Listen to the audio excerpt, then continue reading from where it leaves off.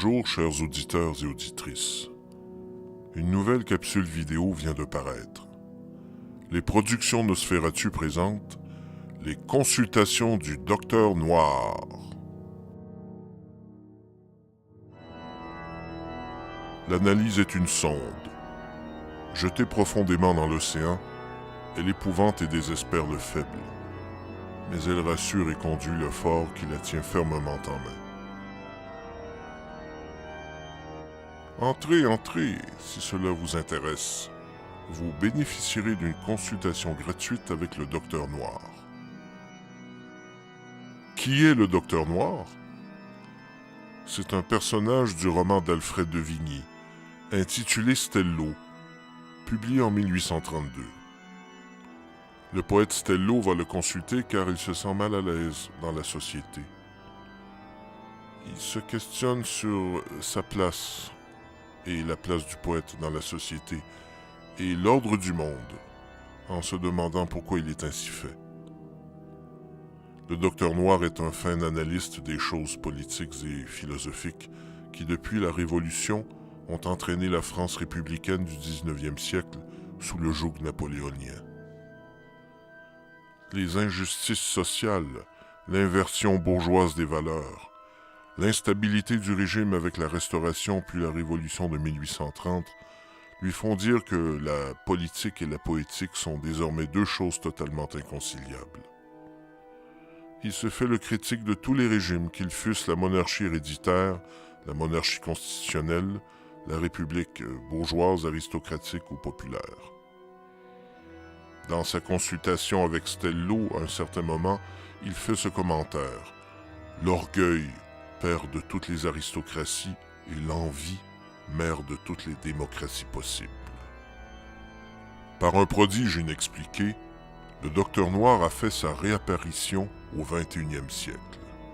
Son esprit habite maintenant un modeste poète qui constate péniblement que la civilisation occidentale est devenue comme la planète Mars depuis le roman de Vigny en 1832. Sa lucidité a épousé celle qui voit le monde actuel comme l'aboutissement d'un processus historique dont l'origine et la destination transcendent le phénomène purement humain pour atteindre l'enjeu de quelques conflits d'ordre spirituel, conflits révélés par les religions monothéistes, ajoutés aux grandes lignes prophétiques de visionnaires profanes tels que Roger Bacon, Dostoïevski et Nietzsche. L'eschatologie biblique, quant à elle, insiste sur un dénouement heureux pour ceux qui resteront fidèles à Dieu. Il se penche plus particulièrement sur le Québec, l'ancienne Nouvelle-France. Le Québec étant une petite nation occidentale comme le sont le Danemark, la Suède, la Norvège, ou la Serbie, la Hongrie, la Roumanie, la Bulgarie, il semble qu'on le considère comme un laboratoire pour y mener certaines expériences sociales et culturelles, dictées par les élites supranationales du monde de la finance, de la science, de la politique et de la culture. En effet, les expérimentations sociales sont de pratique courante depuis le siècle des Lumières jusqu'à maintenant.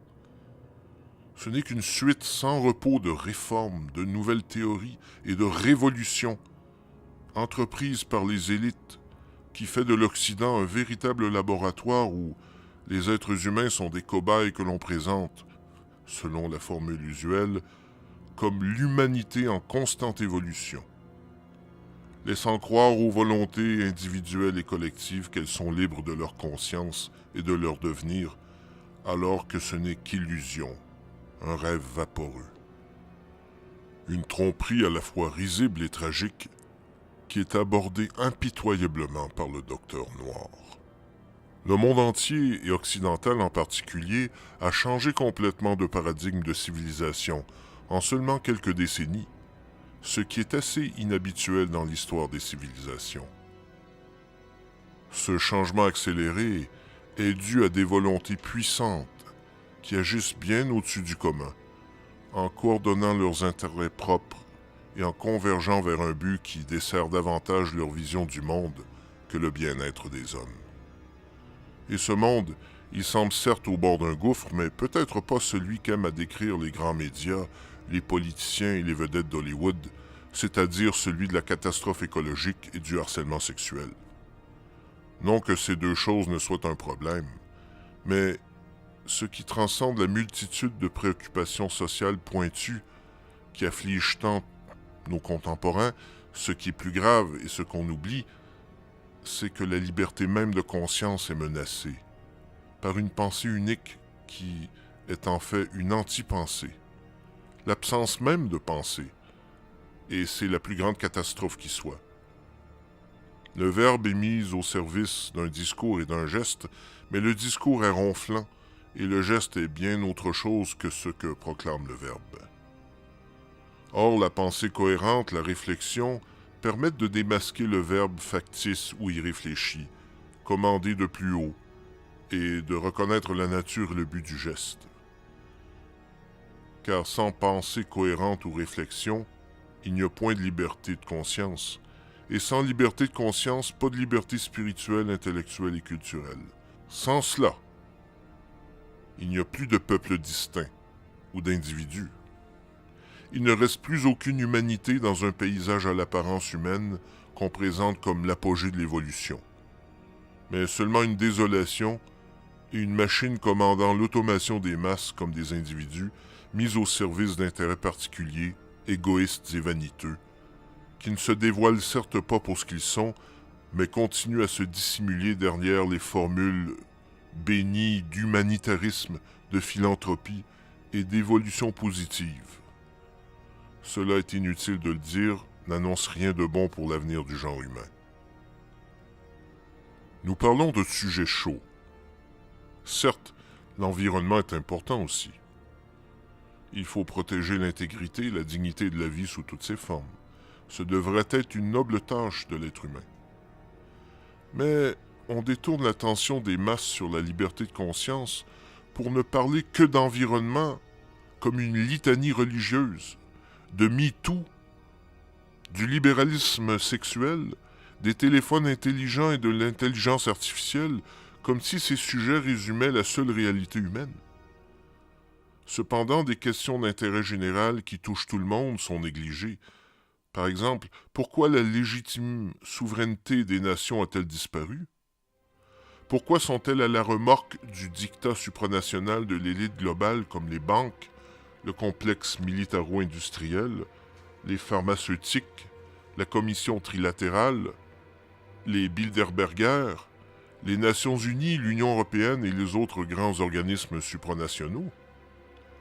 D'autre part, qu'est-ce que la vraie liberté? Pourquoi des prises de position sont-elles combattues par les institutions civiles et d'autres pas du tout? Va-t-il se créer une nouvelle religion unique faite à partir de toutes les autres?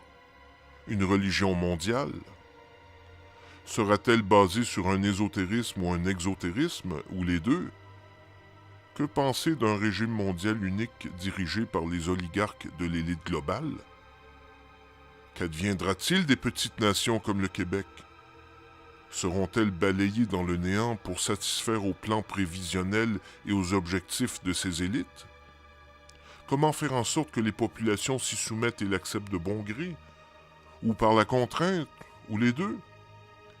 Est-ce vraiment là le sens et l'aboutissement ultime de l'histoire? Quelle est la définition de l'histoire? Y a-t-il une opposition véritable entre la raison et la mystique? Sinon, quel en est le but? Ce sont là quelques questions auxquelles tentera de répondre le Docteur Noir.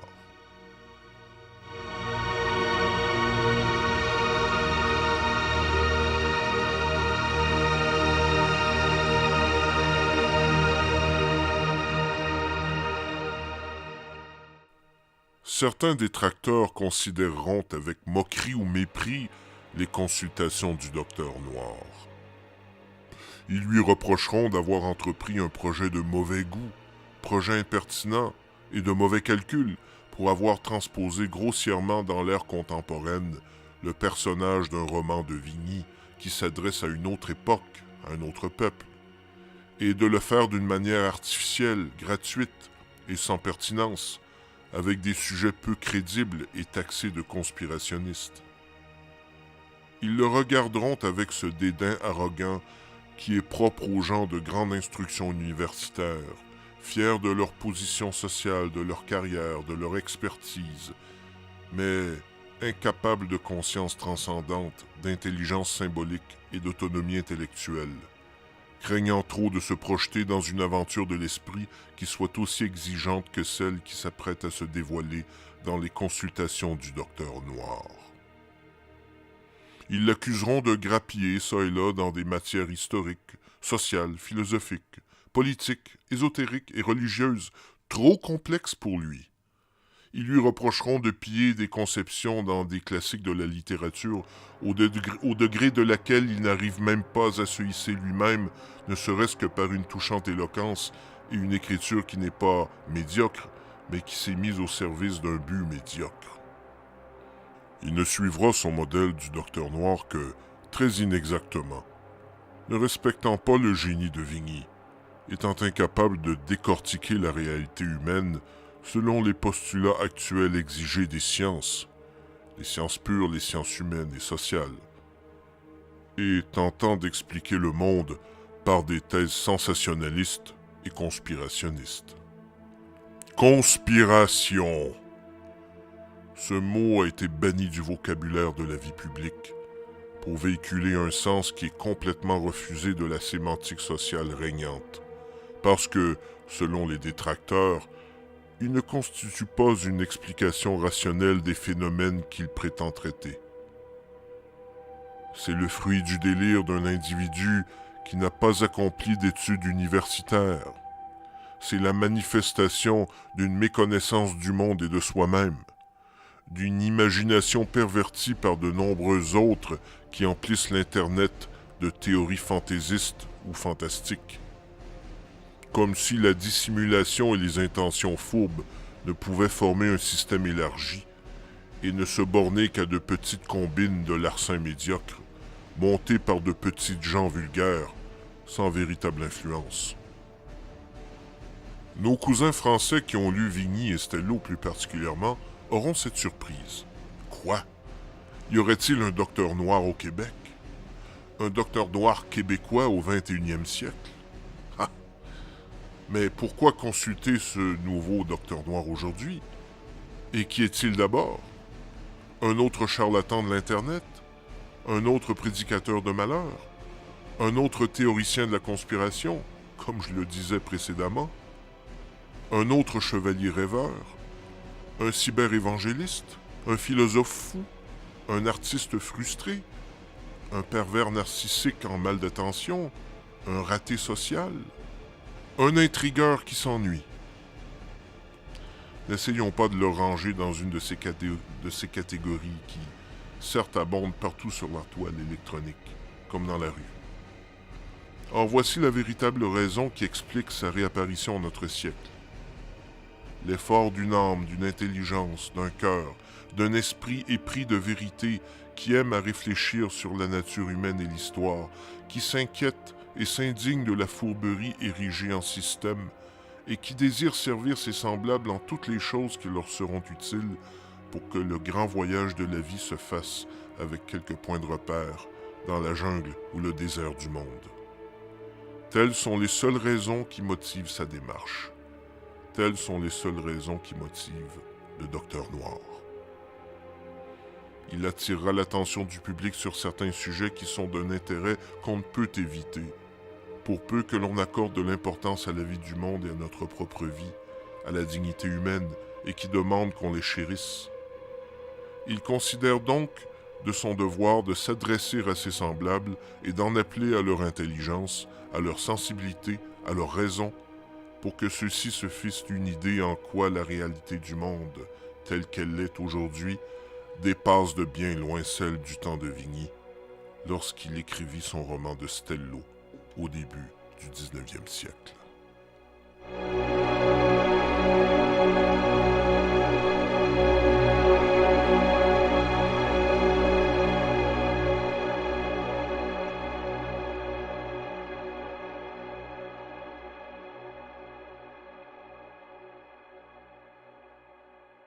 Bienvenue à la première de mes consultations. Vous êtes venu ici peut-être par simple curiosité, par hasard ou par ennui, ou je ne sais quelle autre raison. Mais peut-être aussi parce que, intrigué par l'appel de cette émission, vous cherchez plus ou moins consciemment des réponses à votre perplexité lorsque vous observez les affaires qui se déroulent dans ce monde dont vous-même êtes acteur, que vous le vouliez ou non. En effet, dès que nous naissons dans la scène de ce monde, nous sommes contraints de participer à un scénario que nous n'avons pas conçu et pour lequel il y a des rôles écrits d'avance. Quels que soient ces rôles, il y en a un qui nous a été attribué, et tout le problème vient de ce qu'étant inconscient de cela, il nous échoit un rôle plus ou moins désirable. Peut-on choisir notre rôle? Peut-on modifier le script et le scénario de cette vaste pièce? Mais en premier lieu, cette pièce, ce scénario, qui donc en est l'auteur, ou plutôt, quels en sont les auteurs? Il semble qu'ils jouissent d'un anonymat tel qu'on les identifie au destin, au hasard ou au progrès, ou à l'histoire, ou encore à quelque dieu ou diable, ou à quelque dieu humain ou diable humain, à votre choix. Vous entendez de tous côtés cette affirmation que nous vivons une époque d'heureuse lumière comme aucune autre dans l'histoire. Les élites politiques, les élites médiatiques et les élites économiques célèbrent le culte du progrès et nous chantent que le paradis est à portée. Ou au contraire, vous pensez que nous vivons une époque de la plus ténébreuse obscurité dans l'histoire. Car les élites le mentionnent aussi, dans quelques cas particuliers, mais jamais au grand jamais pour toute l'époque et la civilisation. Ou vous avez l'opinion que c'est moitié-moitié, ce qui vous conforte dans l'idée que vous avez raison. Le verre n'est jamais qu'à moitié plein ou à moitié vide. L'équilibre est plus présent qu'on ne le croit. La voie du milieu est la meilleure, une garantie que l'équilibre vient pondérer les deux extrêmes. Même en politique, il y a de ces partis qui se disent centristes. Mais ceci est un équilibre de conventions, et les conventions sont humaines, alors que les faits et les réalités sont plus imprévisibles, mystérieuses et complexes que les conventions. L'élite illuministe a une philosophie gnostique, manichéiste, mais de nature luciférienne. Ce manichéisme, qui porte le nom de la philosophie religieuse de l'évêque hérétique Mani, a pris son modèle de l'antique masdéisme en Perse, religion dans laquelle Mani a baigné avant sa conversion au christianisme, et dans laquelle il y a le principe de lutte éternelle entre le dieu de la lumière, Ahura Mazda, et le dieu des ténèbres, Angra Mainyu. L'élite globale illuministe croit aussi qu'il y a une lutte entre les forces de la lumière et les forces des ténèbres, mais ces forces ne sont pas celles qui sont définies par le masdéisme. Et pourtant, elle a inversé l'enseignement traditionnel de la Bible et du christianisme en ceci, c'est que Lucifer, Satan sous sa forme lumineuse, est le véritable Dieu de lumière qu'il faut adorer. Et Dieu le Père et Jésus-Christ, le Dieu des ténèbres qu'il faut rejeter. Hors de ce combat entre la lumière et les ténèbres, les élites et celle qui les commande, la plus élevée dans son rang supranational, désirent nous convaincre que c'est la lumière luciférienne, leur lumière qui en sortira victorieuse. Dans ce but, ils désirent nous inculquer à tous une même langue, une même pensée, un même mode de vie, les mêmes opinions, les mêmes goûts, bref, une même civilisation planétaire. Comme dans le projet de la tour de Babel, où le premier roi du monde, Nemrod, voulut défier le ciel, en organisant sans Dieu son propre empire du monde, ou plutôt en se faisant lui-même un dieu adoré par les hommes. Sous son égide, ceux-ci disaient « Allons, construisons-nous une ville et une tour qui atteignent à la hauteur des cieux, et faisons-nous un nom de peur que nous ne soyons éparpillés par toute la terre. » Mais ce qu'ils craignaient est quand même arrivé. leur projet a échoué. C'est la première fois qu'un projet de gouvernement mondial unique était exprimé. Aujourd'hui, un esprit universaliste hérité de l'idéal du progrès, tel que le préconisaient les philosophes des Lumières du XVIIIe siècle, avance la même chose, mais cette fois, on affirme que l'on n'échouera pas. Anuit Cheptis est-il écrit sur le billet d'$1 américain, ce qui signifie « Le ciel regarde favorablement notre projet ». Mais il ne s'agit pas du ciel divin selon la tradition biblique. Aucun dieu du ciel ne viendra confondre notre langage, disent-ils, car nous avons fait disparaître ce Dieu et nous sommes devenus dieux nous-mêmes. Ou plutôt, l'élite la plus élevée de ce monde s'est faite Dieu. Cela demandait bien d'examiner cette affirmation de plus près. Stello, le poète dévoué à la vérité, bien qu'il soit poète et apte à inventer des images ou se réfère à de vieilles fables, c'est pourtant que cela est faux. Comment des hommes peuvent-ils être si convaincus de la validité de leur entreprise? C'est qu'il y a des connaissances particulières qui se réservent eux-mêmes, et des réactions observées dans la nature humaine et l'histoire qui attestent par empirisme de l'efficacité de leur méthode pour édifier un super-État mondial. Un slogan bien connu affirme « Information égale pouvoir ». Cette information est scientifique, bien sûr, mais également mystique, et cela les hauts initiés des élites le tairont. Il s'agit de ce que l'on appelle l'illuminisme. Parlant des grandes familles oligarchiques de la finance supranationale, la liberté, la souveraineté et la connaissance sont symbolisées par la statue de la liberté américaine, cadeau de la franc-maçonnerie française à la franc-maçonnerie américaine, torche de lumière qui doit briller sur un super-État mondial appelé de leur vœu. Cette statue, comment ne pas la mettre en parallèle avec celle de la société cinématographique Columbia? Examinons un peu cette liberté avec plus de liberté encore que celle qu'on nous propose pour acheter des choses dont on n'a pas besoin. Selon Alexandre Hislop, dans son livre « Les deux Babylones », publié en 1863, Sémiramis, épouse de Nimrod, la reine de Babylone symbolisée par la déesse Cybèle en Asie mineure et la déesse Junon à Rome, était souvent représentée dans l'Antiquité par une colombe, sinon par une femme portant une torche. À cause de ce détail, cette colombe n'est pas le symbole chrétien de l'Esprit Saint qui apparaît dans la Bible lorsque le Christ se fait baptiser par Jean le Baptiste. Elle est porteuse d'une autre signification, ésotérique et païenne, qui était déjà en vogue dans la tradition hermétique. Mais voici les mots mêmes de Hislop qui en décrivent l'origine. Elle personnifiait toute qualité de douceur et de clémence. Et quand la mort eut terminé sa carrière tandis qu'on la disait divinisée et changée en pigeon ou en colombe pour marquer la céleste douceur de sa nature, elle fut appelée du nom de Louné, ou la colombe, ou sans article, Junon. C'était le nom de la reine des cieux à Rome, ce qui avait la même signification. Les Babyloniens l'adoraient sous la forme d'une colombe, aussi bien que sous sa forme ordinaire. La colombe, symbole de la reine divinisée, est ordinairement représentée avec une branche d'olivier qu'elle tient dans son bec.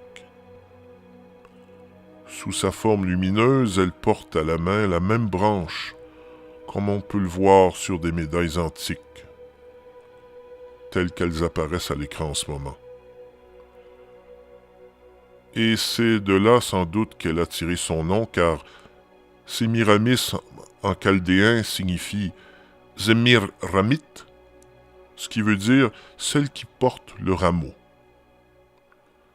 Dans l'image de la femme de la compagnie cinématographique Columbia, comme dans la Statue de la Liberté, on voit que le rameau d'olivier est stylisé en torche flamboyante.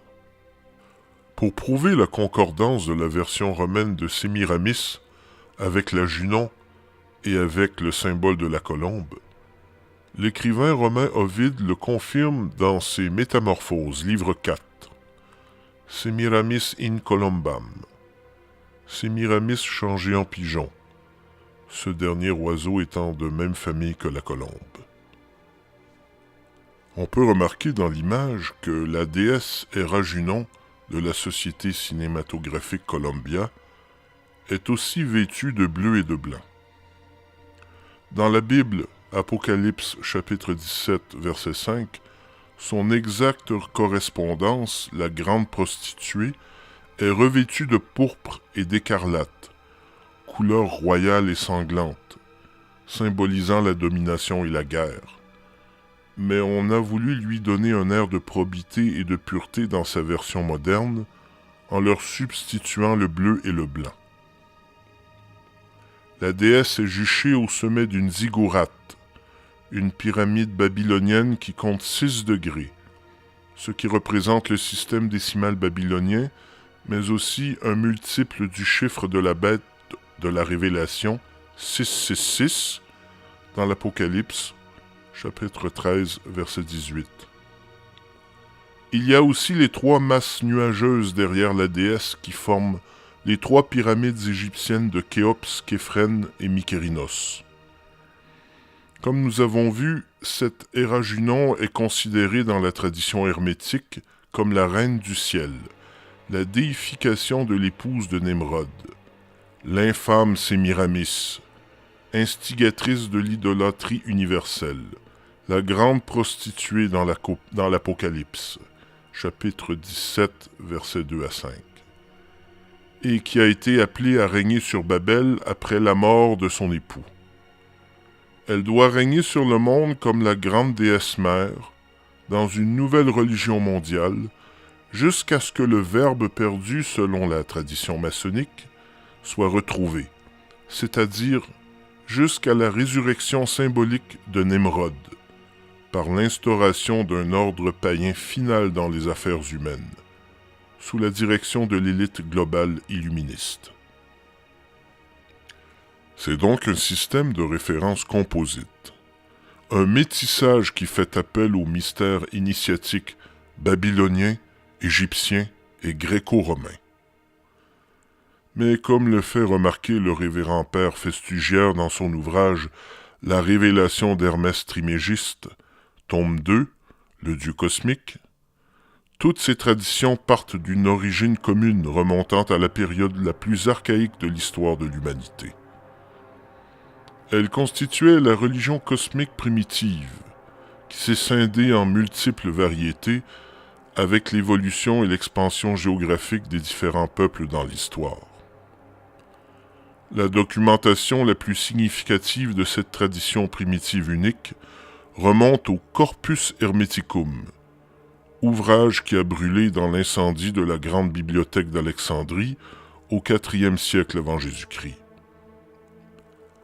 Hermès Trismégiste, version grecque du dieu égyptien Thoth, le dieu qui révèle les choses secrètes, est reconnu comme le messager qui a transmis la science ésotérique aux hommes. Nous voyons bien ici le fond doctrinal qui constitue le programme caché des illuministes, que ceux-ci destinent comme la seule interprétation véridique de toute l'histoire humaine, à savoir qu'une nouvelle civilisation planétaire placée sous leur contrôle, par le biais d'un super-État mondial, est la seule solution de paix pour l'humanité. Or, c'est un messianisme faux et usurpé, une supercherie sans nom de l'élite globale bourgeoise illuministe, qui se présente fièrement comme la figure salvatrice moderne du Christ, mais qui s'est approprié le symbolisme hiéromythologique de la tradition hermétique sans aucune hésitation, car elle assume elle-même qu'elle en est l'héritière légitime.